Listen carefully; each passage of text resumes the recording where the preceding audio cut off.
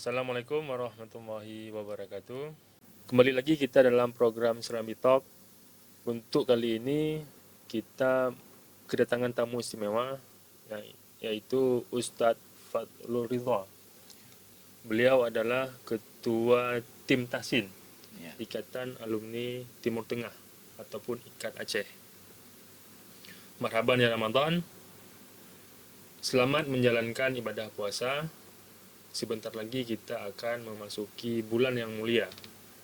Bertepatan dengan bulan suci ini, mari kita isi hari-hari Ramadan ini dengan kegiatan positif. Salah satunya adalah belajar memperbaiki bacaan Al-Quran. Ramadan 2026 ini, Serambi kembali melanjutkan program Serambi Tahsin.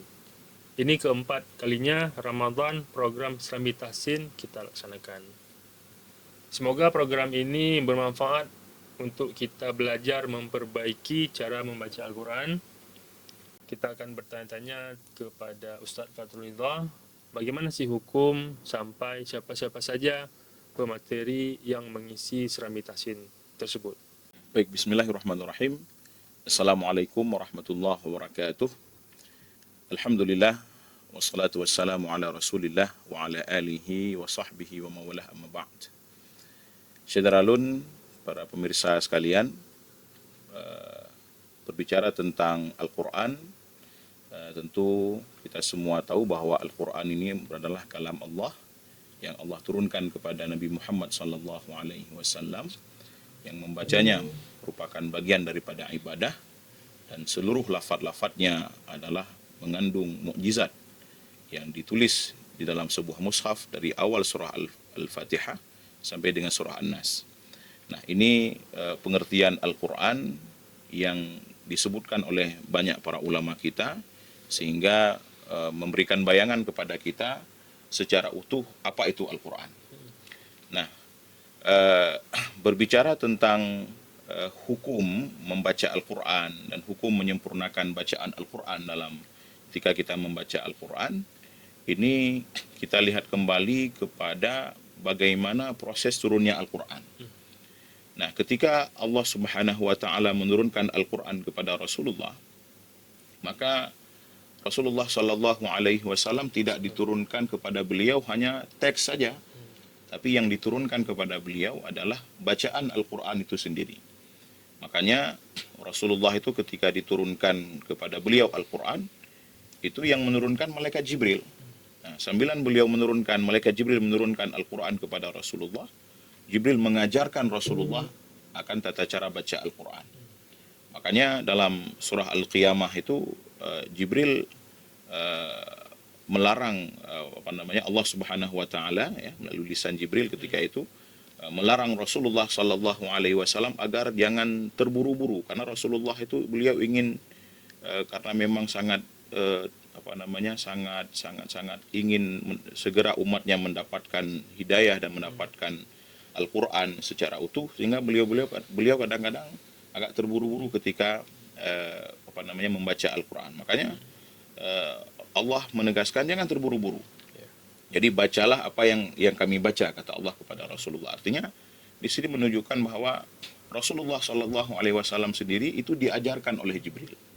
Nah, kemudian juga kita lihat proses sesudahnya, bagaimana Al-Quran itu kemudian diajarkan kepada para sahabat, kemudian para sahabat kepada para tabi'in.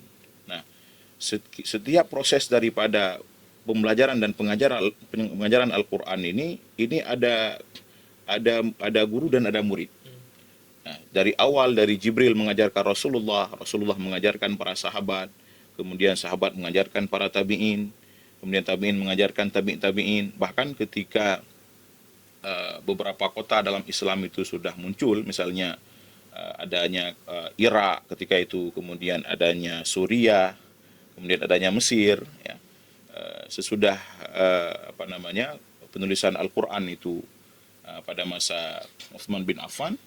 Nah, itu kita lihat bagaimana Khalifah Utsman bin Affan itu tidak hanya mengirimkan Al-Quran dalam bentuk tulisan saja kepada beberapa kota yang ada di Jazirah Arab ketika itu, tapi di balik dikirimnya mushaf, itu dikirimnya minimal 1 atau 2 atau 3 orang qurra, ya, yang memang mereka ahli Quran, yang mereka itu datang dan mengajarkan Al-Quran kepada umat Islam yang ada di sana. Nah, ini memberikan pelajaran kepada kita bahwa Al-Quran itu tidak bisa dibaca dengan sembarangan. Dia harus dibaca dengan tuntunan tertentu yang hari ini kita kenal dengan ilmu tajwid. Nah, maka kalau kembali kepada pertanyaan, apa hukum membaca Al-Quran dan apa hukum menyempurnakan bacaan Al-Quran? Bisa kita katakan dengan tegas bahwa hukum membaca Al-Quran dengan benar dan menyempurnakan bacaan Al-Quran dengan benar itu hukumnya fardhu ain, wajib ya, kepada setiap muslim yang orang tersebut dia sudah balik, ya, sudah berakal, dia sudah balik, maka kewajiban membaca Al-Quran itu sama dengan kewajiban-kewajiban lain bagi seorang muslim. Walaupun nanti dalam masalah dalam masalah rincian daripada ilmu tajwid ini juga ada penjelasannya. Misalnya apakah semua orang harus tahu lebih rinci tentang ilmu tajwid? Tidak. Minimal yang paling harus dimiliki oleh setiap seorang muslim itu adalah dia bisa membaca Al-Quran secara baik dan benar sesuai dengan kaidah dalam ilmu tajwid. Berarti itu fardhu ain, wajib. Ya, fardhu ain. Jadi Ustaz, apalagi kita lihat zaman sekarang, bisa kita pandang sendirilah. Ya. Setiap generasi sekarang, maaf cakapnya, sudah agak terjauhkan dari Al-Quran. Sedangkan bacaan Al-Quran itu kita laksanakan setiap harinya dalam sholat. Ya. Nah, jadi bagaimana tuh Ustaz ketika kita sholat namun bacaan Al-Quran kita itu keliru? Ya. Baik, mengenai bacaan Al-Quran dalam sholat ya. Nah, ini memang kalau pertanyaannya seperti ini berkaitan dengan dua hal. Yang pertama berkaitan dengan hukum membaca Al-Quran itu sendiri, dan juga berkaitan juga dengan hukum fikih nantinya. Karena kita bicara tentang sholat ini. Nah, maka yang perlu kita pahami lebih dulu adalah begini. Nah, dalam sholat itu sesuai dengan ketentuan hukum fikih ada beberapa rukun sholat dan juga ada nanti namanya sunnah-sunnah dalam sholat. Nah, ketika bacaan-bacaan itu yang merupakan rukun dalam sholat, ya, misalnya Al-Fatihah, yang bahkan semua mazhab dalam di kalangan kaum muslimin itu sepakat bahwa Al-Fatihah itu merupakan rukun dalam sholat. Nah, ketika terjadi kesalahan dalam membaca Al-Fatihah karena dia rukun daripada sholat, maka otomatis Al-Fatihah itu tidak sah. Nah, maka akan langsung terus berikutnya ketika Al-Fatihah itu tidak sah, maka kemudian berefek kepada ketidaksahnya salat yang dilakukan begitu. Dan namun demikian juga jangan kita sembarangan, karena dalam masalah kesalahan-kesalahan dalam membaca Al-Quran ini dia tidak semuanya sama. Makanya kalau kesalahan biasa dalam bahasa Arab itu disebut dengan khata ya. Tapi kalau dalam ilmu Al-Quran, dalam ilmu tajwid itu dikenal dengan lahan. Lahnun itu artinya sesuatu yang miring ya, yang keluar dari jalannya begitu. Nah, itu disebut dengan lahan. Nah, lahan ini, kesalahan dalam membaca Al-Qur'an ini itu ada dua macam. Nah, ada yang disebut dengan lahan khafi, yang ringan ataupun yang kecil, kesalahan kecil. Nah, ada juga yang disebut dengan lahan jali, ya, lahan kesalahan besar.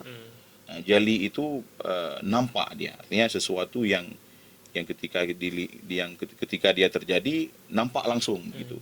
Sedangkan khafi yang tersembunyi, yang kecil tadi. Makanya kesalahan kecil disebut dengan lahan khafi, kesalahan besar disebut dengan lahan jali. Nah, ketika terjadi kesalahan dalam membaca Al-Fatihah misalnya, maka kita harus lihat dulu ini, di mana kesalahannya terjadi. Apakah lahannya lahan jali ataupun lahan khafi?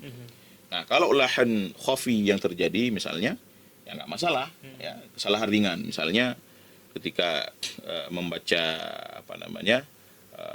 mad panjang pendek dalam bacaan Al-Fatihah agak kurang misalnya pada waladhdallin yang seharusnya dibaca 6 harakat karena dia mad lazim, maka dibaca 2 atau 3 harakat misalnya, tidak sempurna. Nah, itu dianggap sebagai lahan khafi yang kecil begitu. Ataupun misalnya ketika seseorang membaca huruf ta, misalnya an'am ta, agak tebal sedikit ya. Nah, itu juga dianggap sebagai lahan khafi yang ringan. Nah, namun kalau terjadi lahan jali dalam Al-Fatihah ya. Lahan jali itu apa? Salah satu daripada apakah bertukarnya huruf, kemudian tertukarnya harakat baris ya, ataupun bertambahnya syiddah ataupun berkurangnya syiddah, ataupun bertambahnya huruf. Nah, ini hal-hal yang seperti ini disebut dengan lahan jali, yang ketika orang mendengar ya, orang akan langsung tahu bahwa ini kesalahan ini. Makanya kenapa disebut lahan jali, lahan khafi? Lahan jali, lahan khafi ini ya tidak diketahui kecuali oleh orang yang betul-betul belajar ilmu tajwid. Makanya disebut dengan tersembunyi. Sedangkan lahan jali ya, lahan jali itu lahan kesalahan besar, kesalahan yang nampak bagi siapapun. Apakah dia orang yang sudah mendalami ilmu tajwid ataupun tidak. Ini orang awam pun kalau mendengar, misalnya ada yang baca begini, siratal ladzina an'amtu alaihim misalnya. Nah, itu jelas-jelas ya, orang awam pun, kalau dia orang awam pun dia akan tahu bahwa ya itu kesalahan. Nah, itu disebut dengan lahan jali. Dan kalau itu terjadi dalam bacaan Al-Fatihah, tentu bacaan Al-Fatihah yang dibaca itu tidak sah. Di saat ini misalnya kan ada seorang yang sudah lama tertinggal untuk belajar Al-Quran. Ya. Dari kecil beliau udah lama Ya. tidak belajar ya.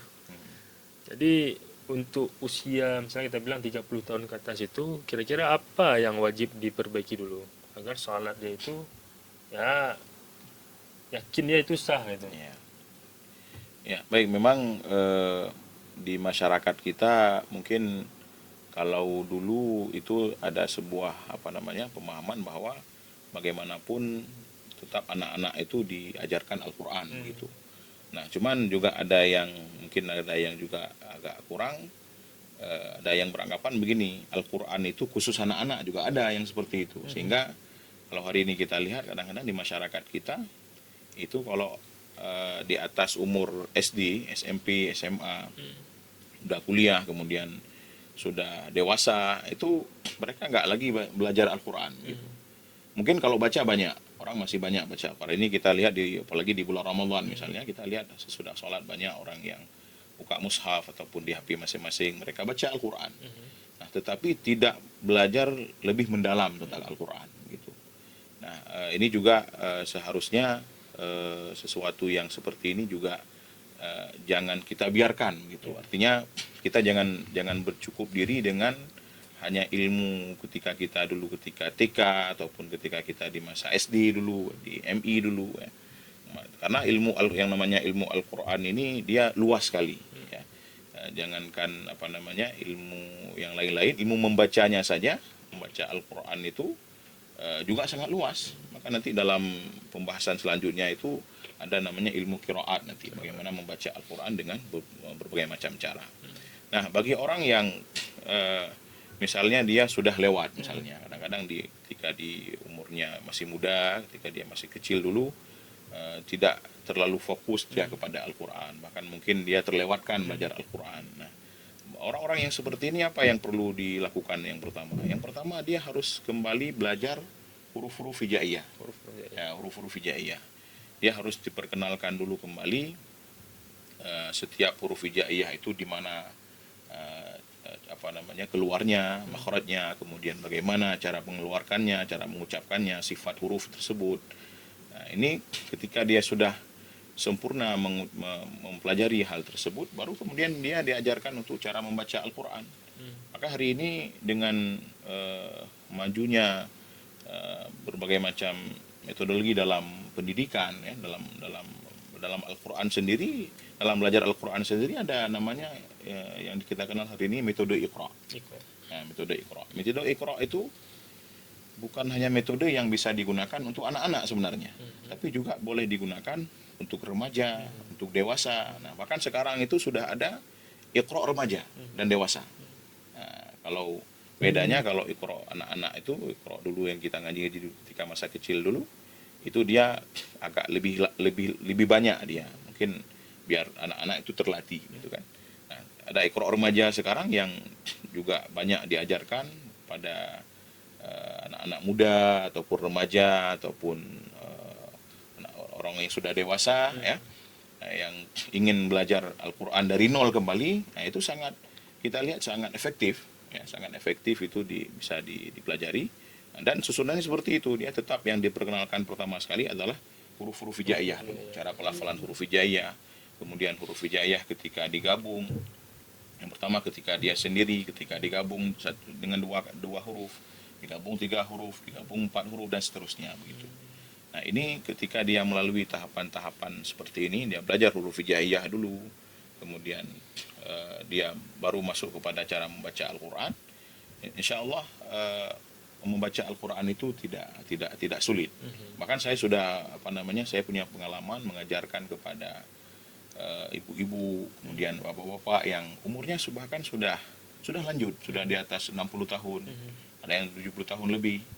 Ada bahkan di antara mereka yang belum pernah sama sekali belajar Al-Quran gitu.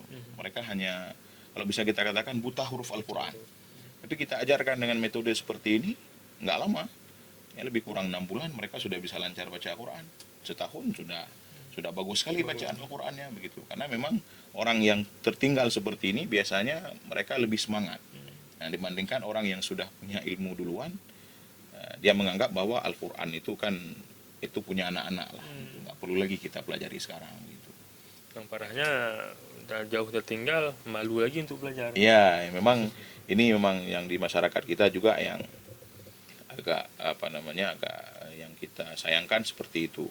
Jadi orang sekarang, kami jadi di Ikatan Alumni Timur Tengah Aceh itu kan punya program tahsin ya kan, di mana-mana kita buat program.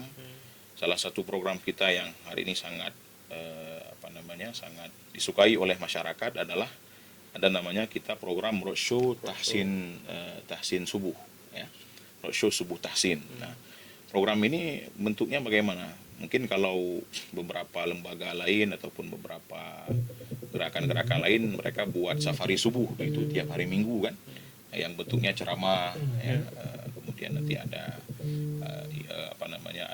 ada tausiahnya begitu. Nah, kalau kita fokusnya kepada, kita bentuknya seperti safari juga, tapi kita tidak bawa jamaah rame. Kita datang ke satu masjid dengan tim, misalnya ada 15 orang, ada 10 orang.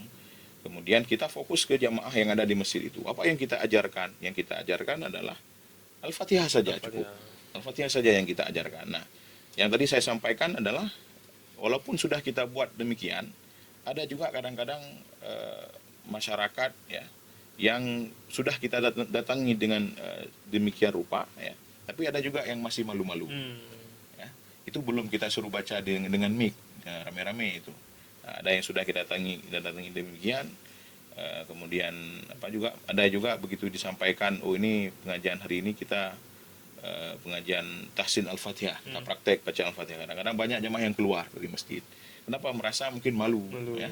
Padahal kalau kita memang mungkin agak kurang dalam membaca Al-Quran, kalau kita pertahankan rasa malu itu, kita nggak akan pernah belajar. Ya, tapi kalau kita buang itu sementara, kita fokus belajar, ya, insya Allah Al-Quran ini sesuai dengan janji Allah, walaqad yassarnal Qur'ana lidzikr. Ya. Dan sungguh telah kami mudahkan Al-Quran itu untuk dibaca, untuk diulang-ulang. Fahal min muddakir, kata Allah. Apakah ada yang mau membaca? Apakah ada yang mau mengulang? Artinya kemauan saja. Ada yang mau, maka Allah janjikan kepada kita, Allah akan mudahkan untuk membaca Al-Quran itu. Memang kalau saya lihat, kebanyakan orang-orang yang seperti Ustaz bilang tadi, pas tes baca Al-Fatihah, tiba-tiba menghilang. Saya lihat Ustaz, itu bisa jadi karena malu Ustaz ya. Malu, sehingga dia merasa nanti saya baca, diketawain karena saya salah. Ya, betul. Mental itu yang harusnya kita hilangkan Ustaz. Ya, itu memang yang terjadi di masyarakat kita. Saya juga beberapa ada pengajian tahsin secara umum ya, bentuknya seperti pengajian.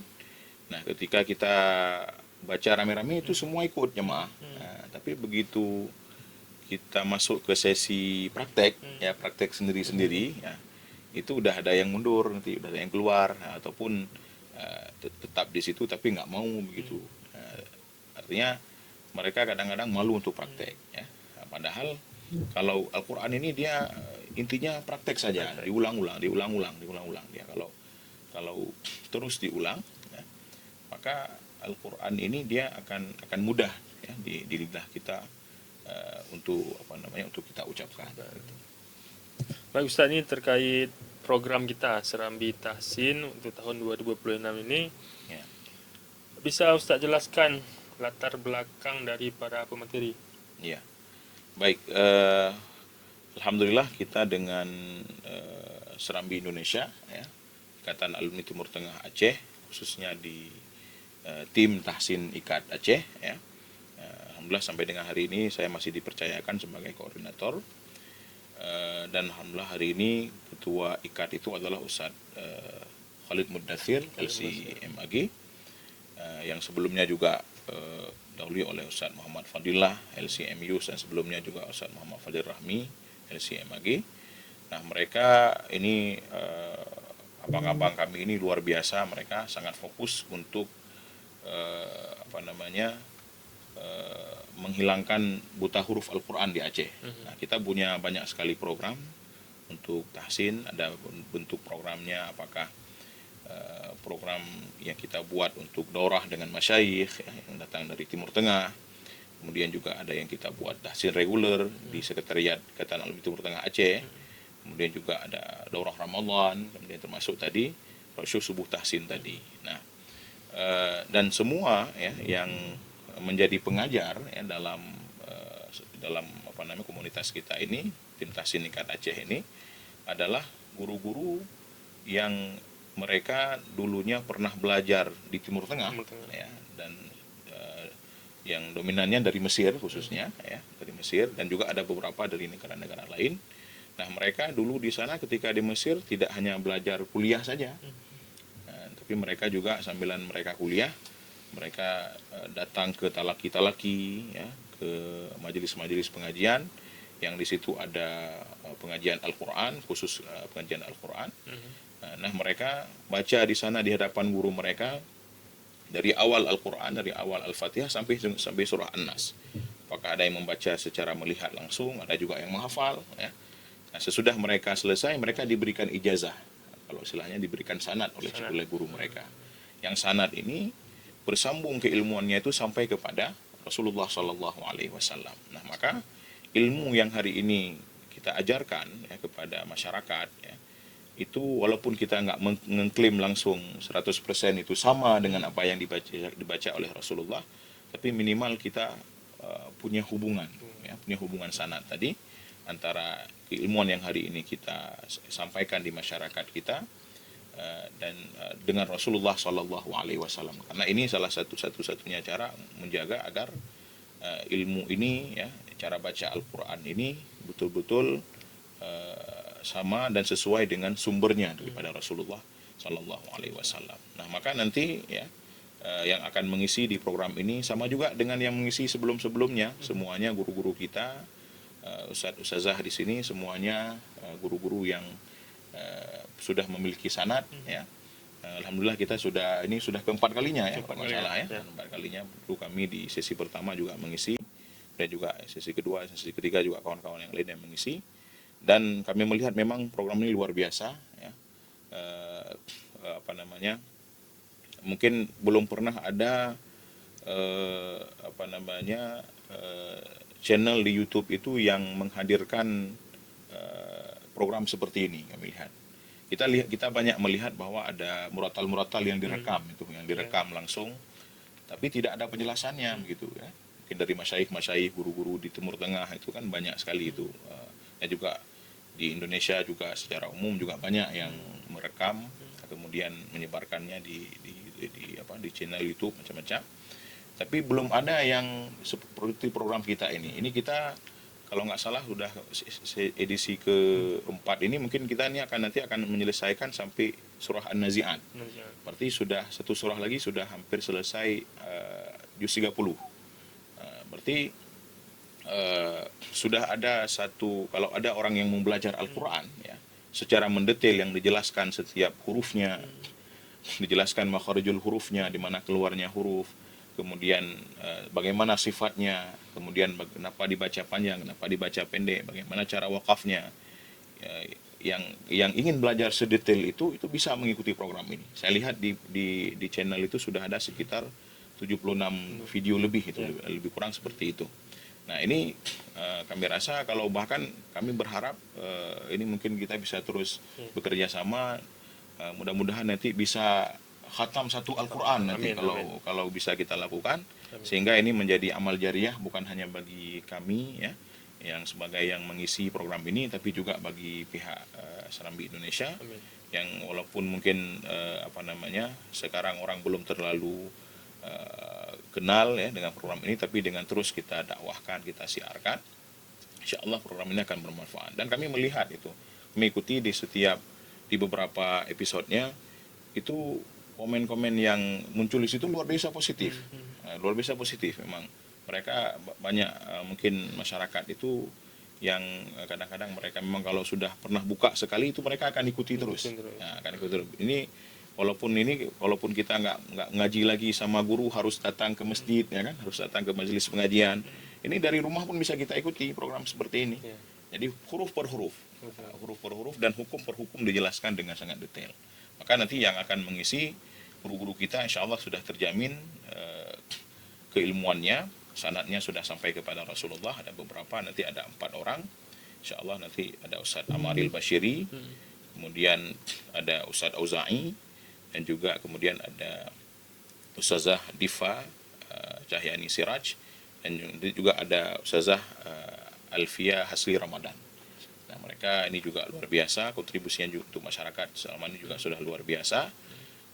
Dan mudah-mudahan nanti ketika mereka nanti mengisi di program Serambi Tahsin ini juga bisa kita ambil manfaatnya untuk kita semua insya Allah. Terakhir Ustaz, untuk masyarakat yang ataupun warga yang akan menonton Serambi Tahsin, mungkin ada ajakan? Ya, kami mengajak ya kepada semua masyarakat Syedaralun untuk kita sama-sama mengikuti program Tahsin, Serambi Tahsin ini, yang nantinya akan disiarkan langsung melalui medsos ya, dari Serambi Video Production ataupun Serambi News di setiap hari nanti di bulan Ramadan pada pukul 10 pagi ya, pada pukul 10 pagi. Maka harapan kami kepada seluruh masyarakat ya, agar kita bisa mengikuti program ini, karena kalau kita sudah mengikuti program ini insya Allah bacaan Al-Quran yang akan kita baca, yang akan kita pelajari itu insya Allah itu juga akan berefek kepada kita sendiri, karena sambil kita mendengar kita juga belajar langsung bagaimana cara membaca Al-Quran yang baik dan benar sesuai dengan kaedah-kaedah yang ada dalam ilmu tajwid. Ya, demikian. Demikian sahabat Serambi Talk ataupun Syedaralun dimanapun Anda berada, jangan lupa untuk saksikan program Serambi Tahsin yang akan tayang setiap hari pada bulan Ramadan dari hari 1 sampai hari 28 ataupun 30 saat ini. Jam 10 pagi. Mari kita sama-sama belajar dan mengisi hari-hari di bulan Ramadan dengan kegiatan-kegiatan positif. Terima kasih sudah menonton. Wassalamualaikum warahmatullahi wabarakatuh. Waalaikumsalam warahmatullahi wabarakatuh.